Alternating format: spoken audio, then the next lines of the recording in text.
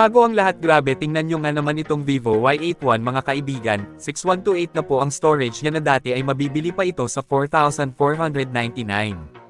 Ngayon mabibili nyo na lang sa halagang 2,148. Napakamura na lang po, pili lang kayo doon ng kulay na gusto nyo. Pindutin lang ang link na nakapin sa comment section. So tiba-tiba si Lucas sa bagong contract extension na natanggap sa Los Angeles Lakers, pumirma na po siya ng 3-year $165 million veteran max contract. Talagang sinecure ng LA si Luka, atin pong aabangan next season ang sinabi niya dito sa kanyang latest interview mga kaibigan.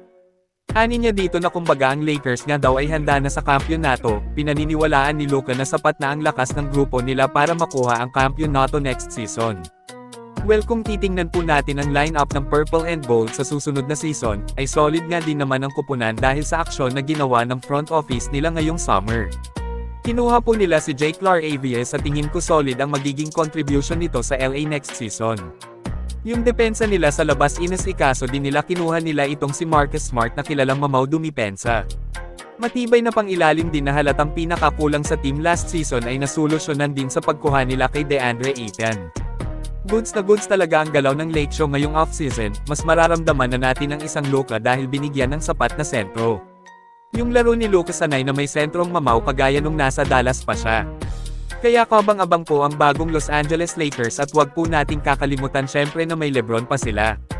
Idagdag din natin ang pagpayat ngayon ni Luka, aasahan ang panghahalimaw nito next season. Sabi nga ni Draymond, kumbaga ang Luka ngayon na nakita niya ay parang rookie Luka.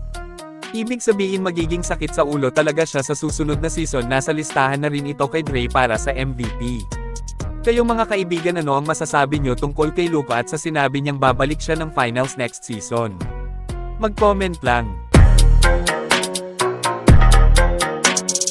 Ngayon ay pag-usapan din natin ang patungkol kay Jonathan Kuminga. Hindi nakasaang trade nito papuntang Suns. Maganda sana yung offer ng Phoenix, bibigyan din siya ng 4-year contract, at pinangakuan na ilalagay sa starters.